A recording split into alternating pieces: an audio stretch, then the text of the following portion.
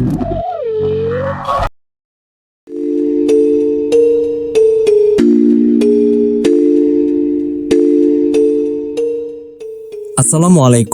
warahmatullahi wabarakatuh. Selamat datang di cerita dari mereka. Malam ini, kami akan membawa kalian ke sebuah pesantren tua yang berdiri di balik kabut tebal, jauh dari keramaian kota. Tempat yang tampak tenang dari luar, tetapi menyimpan rahasia kelam tentang tumbal, pesugihan, dan makhluk-makhluk yang hanya bisa dilihat oleh mereka yang mata batinnya mulai terbuka. Apakah semua yang dialami Dewi hanyalah halusinasi? Atau justru sebuah kenyataan yang selama ini sengaja disembunyikan? Matikan lampu, gunakan headset. Inilah pesantren di balik kabut.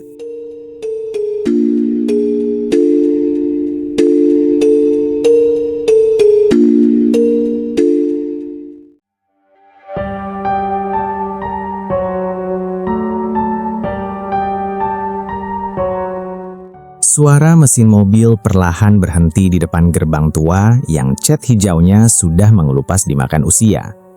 Di atas gerbang itu tertulis, Pondok Pesantren Al-Hidayah. Tulisan itu terlihat samar karena tertutup lumut dan rambatan tanaman liar. Dewi memandangi tempat itu dengan wajah kesal. Sejak tadi sepanjang perjalanan, ia tidak berbicara sepatah kata pun pada kedua orang tuanya. Perasaannya dipenuhi amarah. Di hadapannya hanya terlihat jalan tanah merah, pepohonan tinggi, serta perbukitan yang dipenuhi kabut tipis. Tempat itu sangat jauh dari kota. Bahkan sinyal ponsel pun menghilang sejak 1 jam yang lalu. "Ayah, serius ninggalin Dewi di sini?" ucap Dewi dingin. Ayahnya menarik napas panjang. "Dewi, ayah sama ibu melakukan ini demi masa depan kamu." "Masa depan?" Dewi menoleh tajam. "Demi masa depan malah dimasukin ke tempat begini." Ibunya memegang tangan Dewi pelan. "Nak, dengarkan ibu." Tetapi Dewi langsung menarik tangannya. "Enggak, Dewi enggak mau." Matanya mulai memerah menahan kesal. Ia tidak habis pikir. Teman-temannya di kota bebas sekolah, bermain, berkumpul, sementara dirinya malah dikirim ke pesantren yang bahkan letaknya seperti di tengah hutan. Angin dingin tiba-tiba berhembus melewati tubuhnya. Bulu kuduk Dewi mendadak meremang. Entah kenapa, perasaannya tiba-tiba tidak nyaman. Matanya melihat ke arah belakang pesantren. Di kejauhan, di balik pepohonan besar, sesaat ia merasa melihat seseorang berdiri. Sosok hitam, diam, memperhatikannya. Dewi mengerjapkan mata, tetapi sosok itu menghilang. "Mungkin cuma pohon," gumamnya pelan. Suara salam tiba-tiba terdengar. "Assalamualaikum." Dewi menoleh. Seorang laki-laki tua berjubah putih berjalan mendekati mereka. Wajahnya teduh dengan jenggot yang mulai memutih. Dialah pimpinan pesantren, Kiai Rauf. "Waalaikumsalam," jawab ayah Dewi. Mereka bersalaman. Kiai Rauf kemudian menatap Dewi cukup lama. Tatapannya membuat Dewi sedikit tidak nyaman. Seolah-olah pria tua itu sedang melihat sesuatu yang tidak terlihat oleh orang lain. "Kamu Dewi?" tanyanya pelan. Dewi mengangguk singkat. "Iya." Kiai Rauf tersenyum tipis. "Lelah setelah perjalanan jauh?" Dewi tidak menjawab. Ia masih kesal. Kiai Rauf hanya tersenyum lagi seolah memahami perasaannya. "Nanti juga kamu akan terbiasa." Kalimat itu entah kenapa membuat Dewi semakin jengkel. Setelah membereskan barang-barangnya, kedua orang tuanya akhirnya berpamitan. Tangis Dewi pecah, tetapi bukan tangis sedih, tangis marah. Mobil kedua orang tuanya perlahan meninggalkan pesantren. Dewi berdiri sambil menatap mobil itu sampai menghilang dari tikungan. Lalu, sunyi. Terlalu sunyi.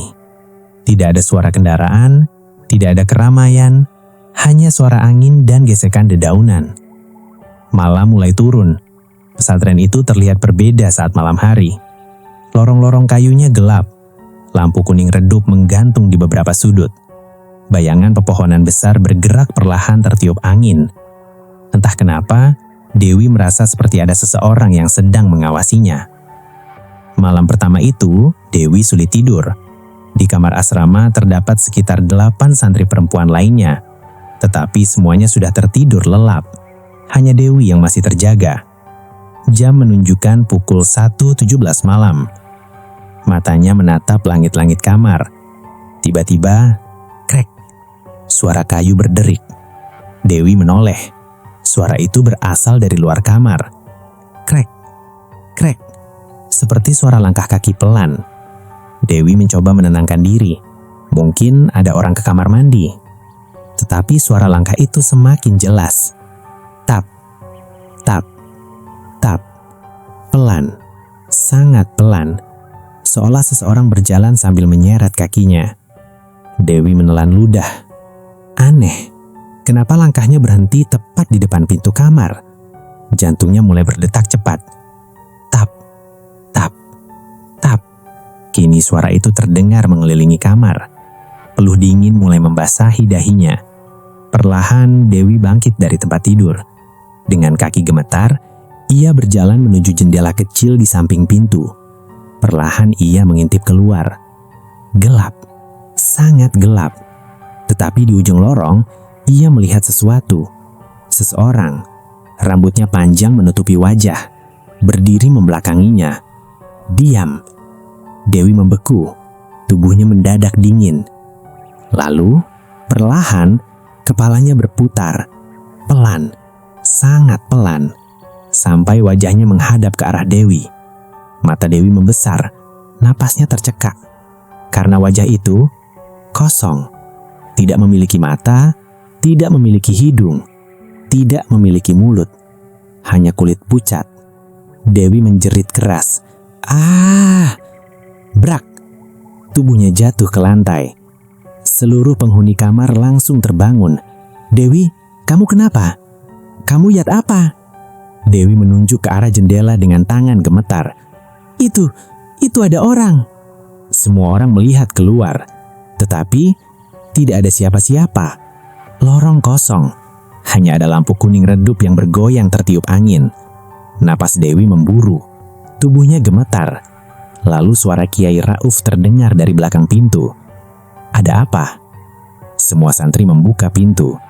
Kiai Rauf masuk sambil menatap Dewi. Beberapa detik ia terdiam. Kemudian wajahnya berubah serius. "Kamu melihat sesuatu?" Dewi perlahan mengangguk. Dan untuk pertama kalinya, wajah Kiai Rauf terlihat seperti menyembunyikan sesuatu. Sesuatu yang selama ini tidak boleh diketahui Dewi. Pagi itu, udara di pesantren terasa sangat dingin. Kabut turun lebih tebal dari biasanya, menutupi sebagian halaman dan pepohonan besar di sekitar bangunan tua itu. Dewi terbangun dengan tubuh masih lemas akibat kejadian semalam. Bayangan sosok tanpa wajah itu terus muncul di pikirannya. Bahkan, sampai matahari mulai naik, wajah kosong itu masih terbayang jelas di kepalanya. Di ruang makan, beberapa santri sedang sarapan sambil bercanda, tetapi Dewi hanya diam. Salah satu santri bernama Siti menatapnya. "Kamu masih kepikiran semalam?" Dewi mengangguk pelan. "Aku nggak bohong, aku lihat seseorang." Siti saling pandang dengan teman-temannya. Lalu, suasana mendadak jadi aneh. Mereka terlihat seperti menahan sesuatu. "Kalian kenapa?" tanya Dewi curiga. Siti langsung tersenyum kecil. "Nggak apa-apa." Jawaban itu malah membuat Dewi semakin yakin ada sesuatu yang mereka sembunyikan. Siang harinya, Dewi dipanggil ke ruangan Kiai Rauf. Ruangan itu berada di bagian belakang pesantren, terpisah dari asrama santri. Di dalam ruangan, tercium aroma kayu tua bercampur wangi minyak kasturi. Kiai Rauf duduk di atas tikar sambil memegang tasbih. "Silakan duduk, Dewi." Dewi duduk perlahan. Kiai Rauf memperhatikan wajahnya beberapa saat. "Kamu takut?" Dewi terdiam sesaat, lalu mengangguk. "Semalam saya lihat sesuatu, Kiai." Kiai Rauf tersenyum tipis. "Tidak semua yang dilihat mata harus ditakuti. Jawaban itu membuat Dewi bingung. Maksud Kiai? Pria tua itu menaruh tasbihnya. Lahir setiap manusia berbeda-beda. Tidak semua orang memiliki kepekaan yang sama. Dewi mulai mengkernyit. Maksudnya? Kiai Rauf berdiri perlahan, lalu mengambil sebuah botol kecil berisi air. Aku ingin kamu menjalankan amalan. Dewi terlihat bingung. Amalan? Kiai Rauf mengangguk. Puasa 41 hari. Dewi langsung membesar. 41 hari? Tentu ada tata caranya. Tidak penuh tanpa makan. Tapi ada aturan dan wirid yang harus dijaga. Dewi menatap Kiai Rauf tidak percaya. Untuk apa? Kiai Rauf menatapnya dalam. Untuk menjaga dirimu. Kalimat itu membuat bulu kuduk Dewi meremang. Menjaga dirinya? Dari apa? Tetapi sebelum sempat bertanya lagi, Kiai Rauf menyerahkan selembar kertas berisi bacaan wirid. Jangan pernah tinggalkan. Dan apapun yang kamu lihat nanti, jangan takut. Hari demi hari mulai berlalu. Awalnya Dewi menganggap semua itu biasa saja. Ia menjalani puasa dan membaca wirid sesuai petunjuk. Tetapi, memasuki hari ke-7, sesuatu mulai berubah. Malam itu Dewi sedang berjalan menuju kamar mandi di belakang asrama. Suasana sangat sepi. Hanya suara jangkrik terdengar dari kejauhan. Saat melewati halaman pesantren, tiba-tiba langkahnya berhenti. Di bawah pohon besar dekat sumur tua, ia melihat seseorang berdiri. Seorang perempuan. Rambutnya panjang menutupi wajah. Memakai pakaian putih lusuh. Diam, tidak bergerak. Dewi membeku. Jantungnya berdetak cepat. Pelan-pelan ia memalingkan wajah. Lalu menoleh kembali. Kosong. Tidak ada siapapun. Nafasnya mulai memburu. Lalu, bruk. Suara sesuatu jatuh dari arah sumur. Dewi refleks menoleh. Pelan-pelan ia mendekat. Jantungnya berdetak semakin cepat. Di dalam sumur tua yang gelap itu, ia seperti melihat seseorang sedang menatap ke atas. Sepasang mata, putih, membelalak. Dewi mundur cepat. Tetapi tiba-tiba, sedang ngapain? Dewi mencerit. Ah! Ternyata itu Siti. Siti memegang dadanya sendiri. Ya ampun, aku malah kaget. Dewi masih terengah-engah. Waktu itu di sumur. Mereka melihat ke dalam. Kosong. Hanya air hitam yang memantulkan cahaya bulan. Siti terlihat pucat. Ayo balik, nanti malam jangan keluar sendirian. Dewi menatap Siti. Kamu tahu sesuatu? Tetapi Siti hanya diam. Hari ke-14, gangguan semakin sering terjadi. Dewi mulai melihat bayangan hitam di sudut ruangan. Mendengar suara langkah kaki di atap. Kadang-kadang suara tangisan perempuan terdengar saat semua orang tertidur. Tetapi anehnya, semua orang lain seperti tidak mendengarnya. Sampai suatu sore, sebuah mobil hitam memasuki halaman pesantren. Semua santri melihat ke arah gerbang. Seorang pria berusia sekitar 50 tahun turun dari mobil. Tubuhnya besar, berpakaian rapi. Wajahnya terlihat ramah. Di sampingnya, ada seorang anak kecil berumur 4 tahun. Wajahnya sangat cantik. Tetapi entah kenapa, saat Dewi melihat anak kecil itu, tubuhnya mendadak dingin. Anak itu tersenyum ke arahnya. Namun, di belakang anak kecil itu, Dewi melihat sesuatu.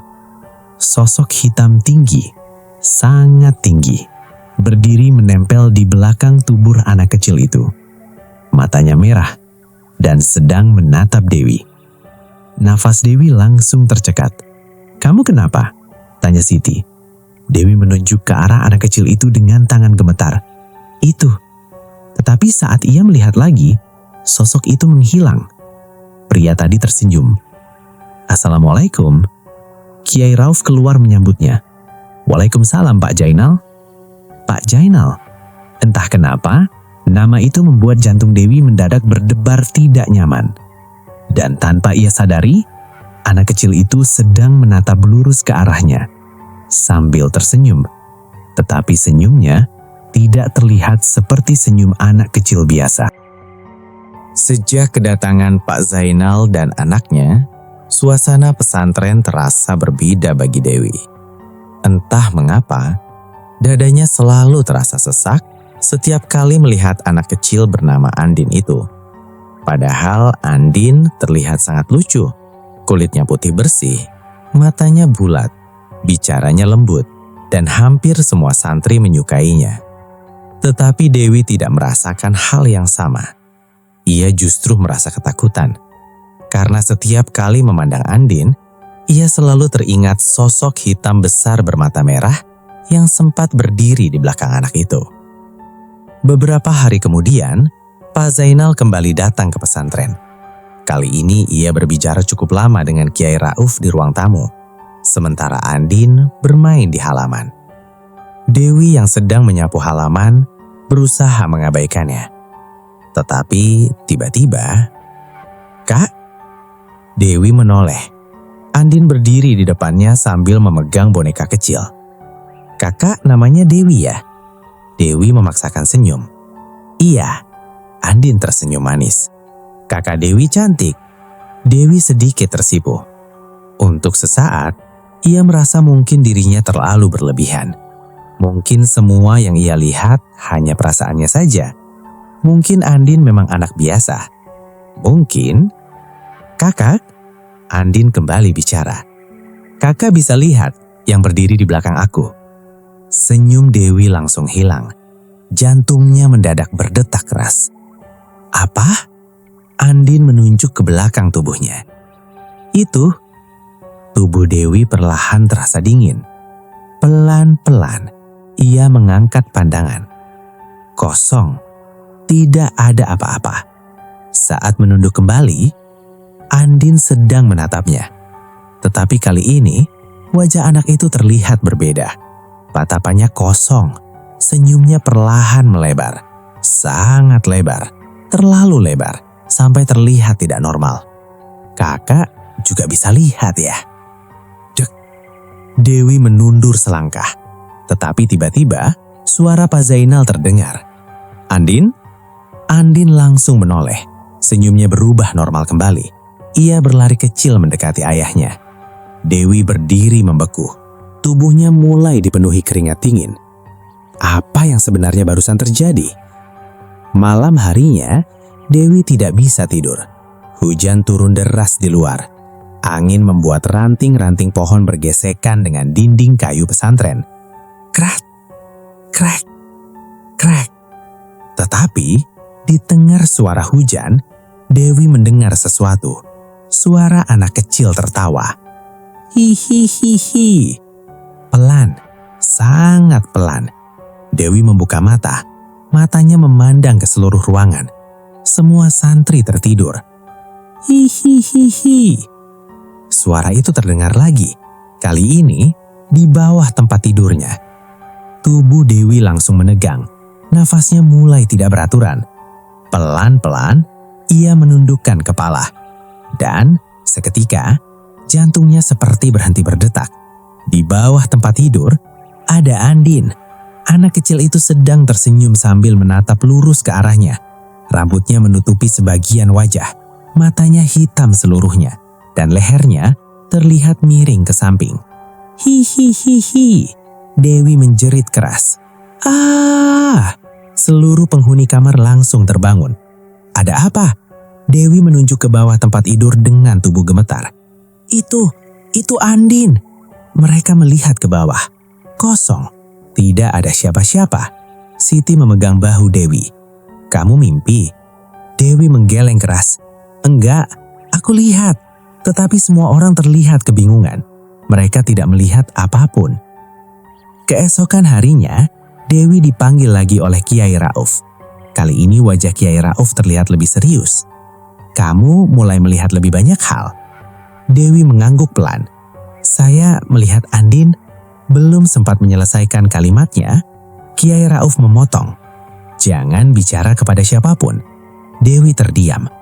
"Tapi Kiai, jangan." Nada suaranya tegas.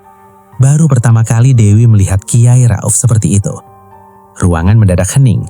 Beberapa detik kemudian, Kiai Rauf menarik nafas panjang. lanjutkan amalanmu. Dalam beberapa hari ke depan, mata batinmu mulai terbuka. Dewi menelan ludah. Mata batin mendadak bulu kuduknya berdiri. Karena itu berarti semua yang selama ini ia lihat bukan hayalan. Malam berikutnya, gangguan menjadi lebih parah. Sekitar pukul 2 dini hari, Dewi terbangun. Bukan karena mimpi, tetapi karena merasa seseorang sedang memperhatikannya. Pelan-pelan, ia membuka mata dan tubuhnya langsung membeku. Di depan tempat tidurnya, ada sosok tinggi hitam berdiri. Kepalanya hampir menyentuh atap. Matanya merah menyala, tubuhnya sangat kurus. Kedua tangannya panjang menjuntai hingga lantai. Dan makhluk itu sedang menatap Dewi. Diam, tidak bergerak. Dewi mencoba membaca wirid yang diajarkan Kiai Rauf, tetapi mulutnya terasa kaku. Makhluk itu perlahan mengangkat tangannya, lalu menunjuk ke arah jendela. Pelan, sangat pelan. Dewi menoleh dan darahnya seperti berhenti mengalir. Karena di balik jendela, Andin sedang berdiri. Padahal, saat itu hujan turun deras dan rumah Pak Zainal sangat jauh dari pesantren. Andin tersenyum, lalu mengangkat tangannya, melambai pelan. Dan di belakang tubuh kecil itu, berdiri puluhan bayangan hitam. Malam itu, Dewi tidak tidur sampai azan subuh terdengar. Bayangan Andin yang berdiri di balik hujan dengan puluhan sosok hitam di belakangnya masih terbayang jelas di kepalanya. Tangannya dingin, tubuhnya lemas. Bahkan ketika pagi datang, wajahnya masih terlihat pucat. Siti yang duduk di sampingnya saat sarapan mulai khawatir. "Kamu sakit?" Dewi hanya menggeleng pelan. Tetapi sesungguhnya ia sendiri tidak tahu apa yang terjadi pada dirinya. Yang ia tahu hanya satu, semakin hari penglihatannya semakin aneh. Kadang-kadang saat melihat seseorang, ada bayangan hitam berdiri di belakang orang itu. Kadang ia mendengar bisikan pelan di telinganya. Kadang ia melihat seseorang berjalan di lorong pesantren, tetapi saat didekati, sosok itu menghilang. Dan semuanya mulai terjadi sejak amalan dari Kiai Rauf dijalankan. Tiba-tiba suasana pesantren mendadak ramai. Suara mobil terdengar dari depan gerbang. Beberapa santri berlari kecil melihat keluar. "Itu Pak Zainal." Dewi ikut menoleh. Mobil hitam yang biasa digunakan Pak Zainal berhenti mendadak. Tetapi kali ini ada yang berbeda. Pak Zainal turun dengan wajah panik. Pakaiannya berantakan. Matanya merah seperti kurang tidur. Ia langsung berlari masuk menemui Kiai Rauf. Dewi mengurutkan dahi. Tidak biasanya pria itu terlihat seperti itu. Tak lama kemudian terdengar suara langkah cepat. Kiai Rauf dan Pak Zainal keluar dari ruangan. Wajah Kiai terlihat sangat serius. Dewi semakin penasaran. Tanpa sadar, ia mendekat sedikit. Dan ia mendengar semuanya. "Kiai, tolong anak saya." Suara Pak Zainal bergetar. Darah Dewi terasa dingin. Anak. Andin. Sudah 3 hari panasnya tidak turun. Lanjut Pak Zainal. Dokter juga tidak tahu sakit apa. Kiai Rauf terdiam. Wajahnya terlihat sulit dijelaskan. Seperti seseorang yang mengetahui sesuatu, tetapi memilih diam. "Semua ada batasnya, Pak Zainal," ucap Kiai pelan. Kalimat itu membuat Pak Zainal mendadak pucat. "Kiai, jangan bilang begitu. Tolong anak saya." Tetapi Kiai Rauf hanya menutup mata sesaat.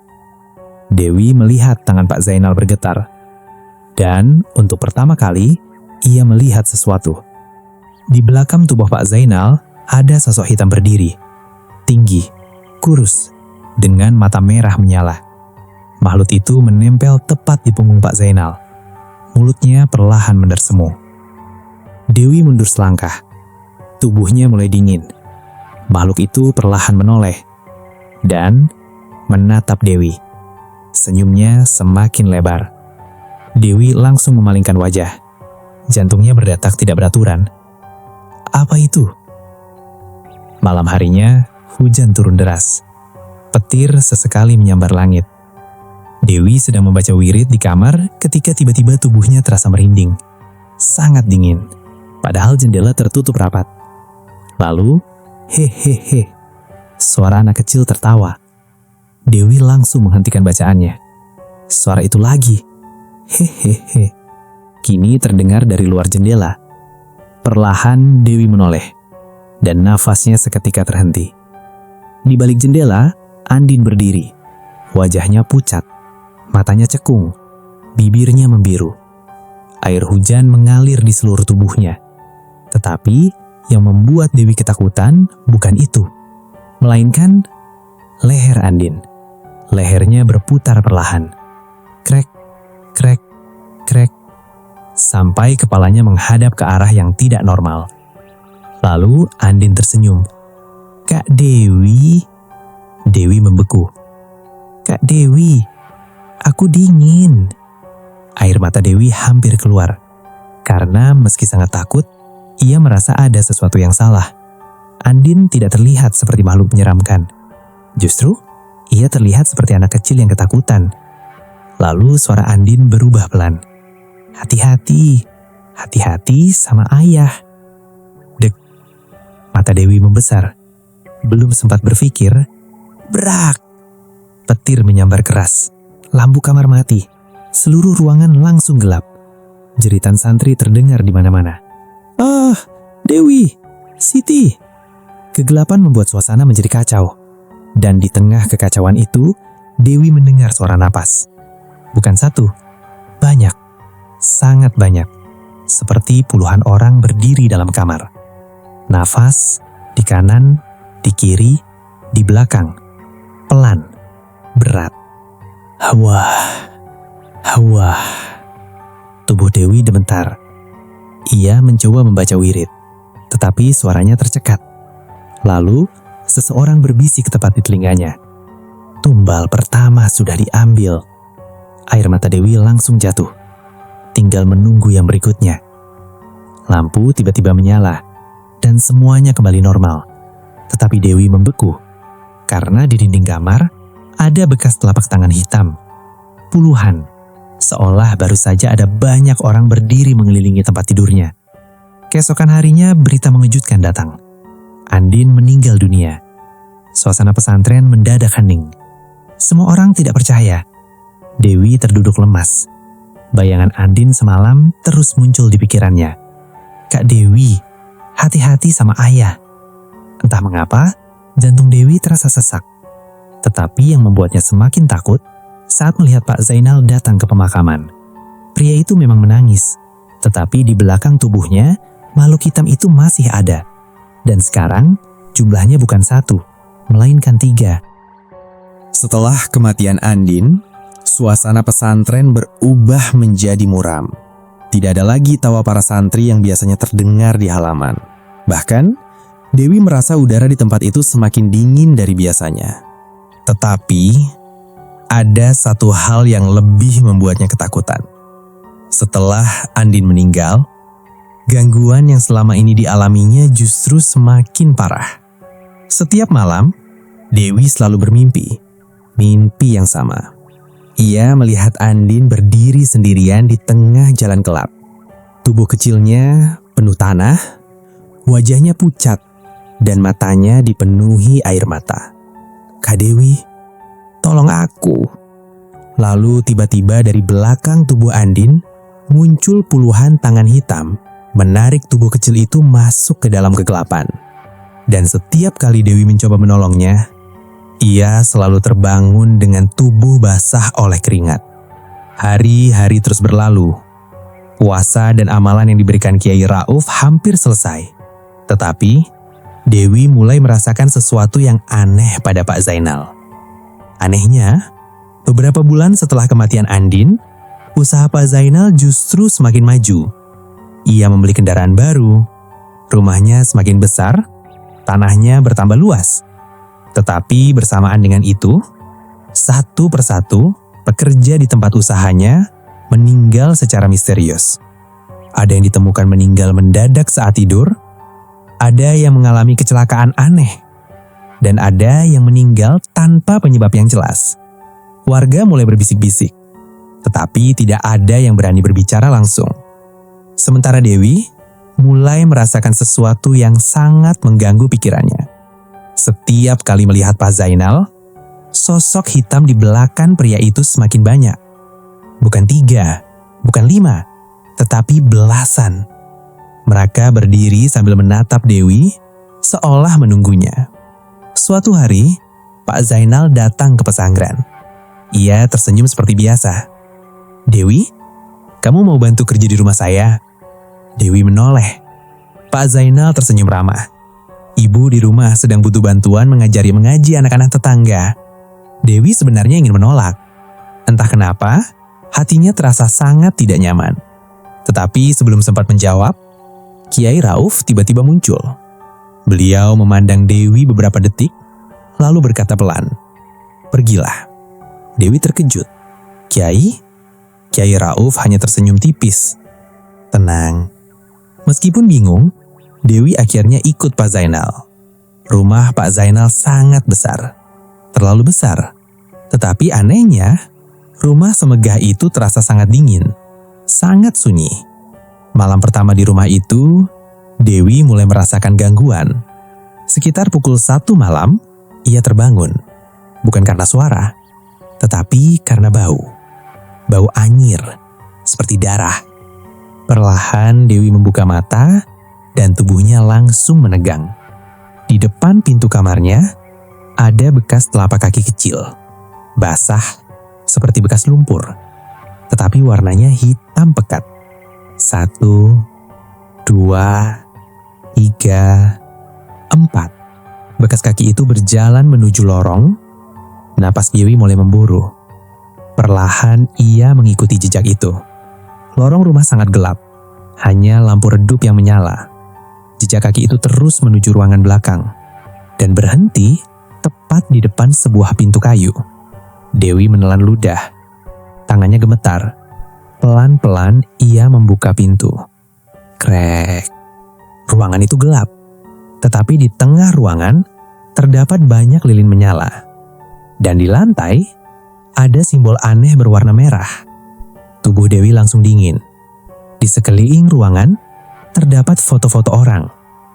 Dan ketika Dewi mendekat, tangannya langsung gemetar. Karena beberapa wajah di foto itu adalah para pekerja Pak Zainal yang meninggal. Lalu, matanya melihat satu foto lagi. Tubuhnya membeku.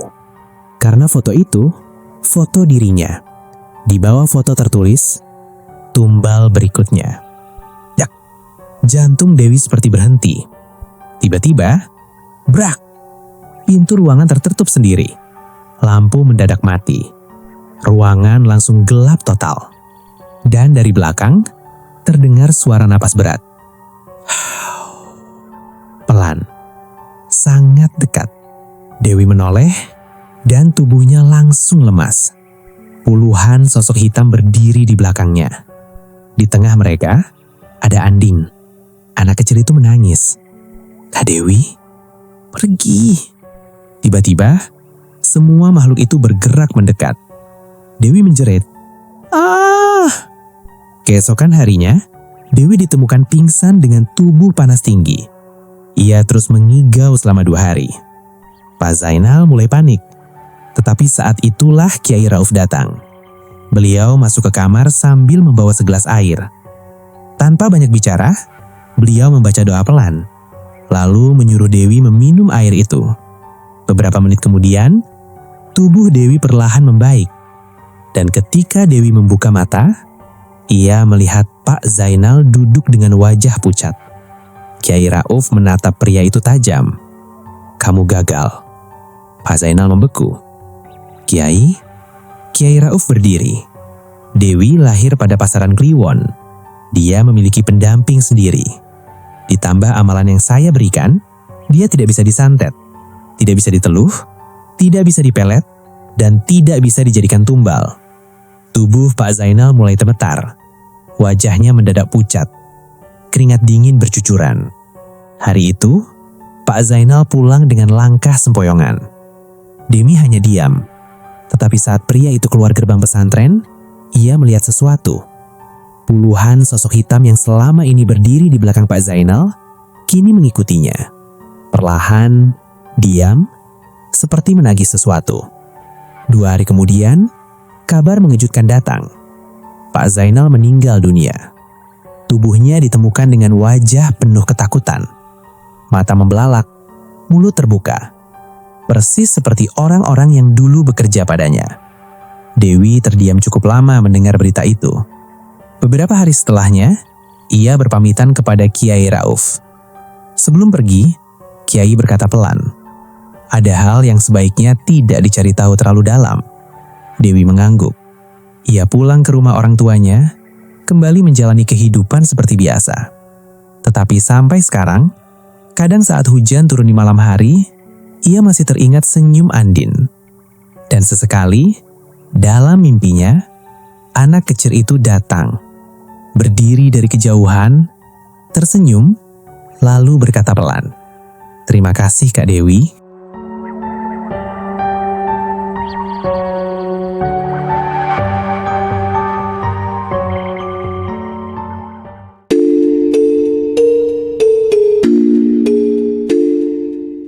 Itulah kisah pesantren di balik kabut. Sebuah cerita yang mengingatkan kita bahwa tidak semua tempat yang terlihat tenang benar-benar terbebas dari rahasia kelam. Terima kasih sudah mendengarkan cerita dari mereka. Jangan lupa subscribe, like, dan bagikan. Karena semakin banyak yang mendengar, semakin banyak yang tahu bahwa mereka benar-benar ada. Wassalamualaikum warahmatullahi wabarakatuh.